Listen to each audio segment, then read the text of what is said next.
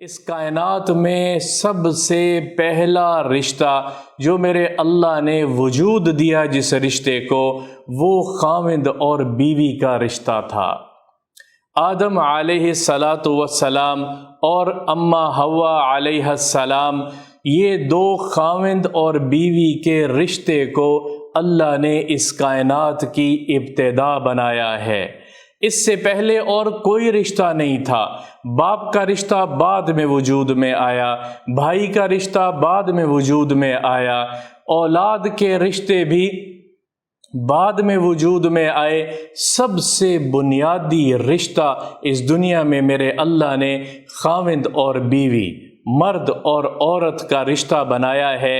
ایک رشتے میں میرے اللہ نے باندھا ہے، کیونکہ اس سے ایک نسل وجود میں آنی ہے، ایک نسل نے پروان چڑھنا ہے، دنیا کی آبادی نے آگے بڑھنا ہے۔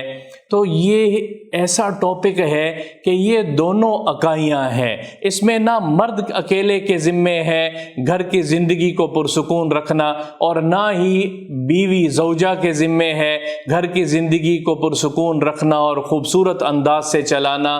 دونوں اکائیوں کا ایک ساتھ چلنے سے زندگی کا پہیہ آگے چلتا ہے۔ اس کے بغیر زندگی وجود میں نہیں آ سکتی، اس کے بغیر اولاد وجود میں نہیں آ سکتی، اس کے بغیر تربیت نہیں ہو سکتی۔ سب سے پہلی ذمہ داری خاوند کی، سب سے پہلی ذمہ داری شفقت اور محبت سے اپنی بیوی کے ساتھ زندگی گزارنا ہے۔ سختی کے ساتھ عورت نہیں چلے گی، شفقت اور محبت کے ساتھ۔ اللہ اکبر۔ حضور اکرم صلی اللہ تعالی علیہ وسلم کے ایک خادم تھے، ایک غلام تھے، ان کا نام تھا انجشہ۔ امام بخاری نے اس حدیث کو نقل کیا ہے۔ انجشہ رسول اللہ صلی اللہ تعالی علیہ وسلم کے یہ صحابی، یہ غلام اونٹوں کو لے کے جا رہے تھے، اور ان اونٹوں پر صحابیات یعنی مستورات سوار تھیں، اور اونٹ کو چلانے کے لیے انجشہ آواز لگایا کرتے تھے جس سے اونٹ مانوس ہو کے چلا کرتے تھے۔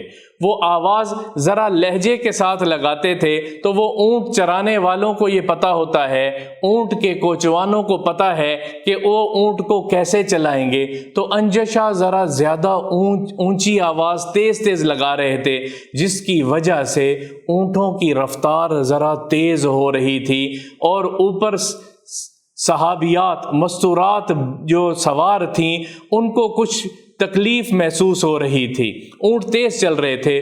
تو اللہ کے نبی صلی اللہ تعالی علیہ وسلم نے انجشہ کو خطاب کیا ہے، ویحک یا انجشہ، اے انجشہ، رویدک بالقواریر، رویدک بالقواریر۔ انجشہ، مستورات سوار ہیں، آرام سے اونٹوں کو چلا، نرمی سے اونٹوں کو چلا۔ اور اسی کے الفاظ ایک اور روایت میں یہ ہے، رفقاً بالقواریر یا انجشہ، انجشہ محبت سے اونٹوں کو چلا، عورتوں کے ساتھ سختی نہیں کیا کرتے، عورتوں مستورات کے ساتھ سختی سے برتاؤ نہیں کرتے۔ اللہ اکبر۔ اونٹ پر سوار ہوئی مستورات کو انسٹرکشنز اللہ کے نبی دے رہے ہیں، ہدایات اللہ کے نبی انجشہ اپنے خادم کو دے رہے ہیں کہ عورتوں کے ساتھ سختی نہیں کر رہے، وہ اونٹ کو ذرا تیزی سے چلا رہے ہیں۔ اور اس حدیث کو اب سمجھیے، الفاظ کیا استعمال کیے ہیں، رویدک رفقاً بالقواریر۔ یہاں رفقاً بن نساء نہیں کہا جو میں ترجمہ کر رہا ہوں کہ عورتوں کے ساتھ نرمی سے برتاؤ کرو، بلکہ اللہ کے نبی نے جو تعبیر بیان کی ہے وہ کیا، قواریر کس کو کہتے ہیں؟ شیشے کے برتنوں کو قواریر کہتے ہیں۔ شیشے کے برتنوں سے تعبیر کیا ہے کہ ذرا سی سختی سے وہ ٹوٹ جائیں گے، ذرا سی سختی سے وہ ٹوٹ کے بکھر جائیں گی۔ نرمی سے پیش آؤ،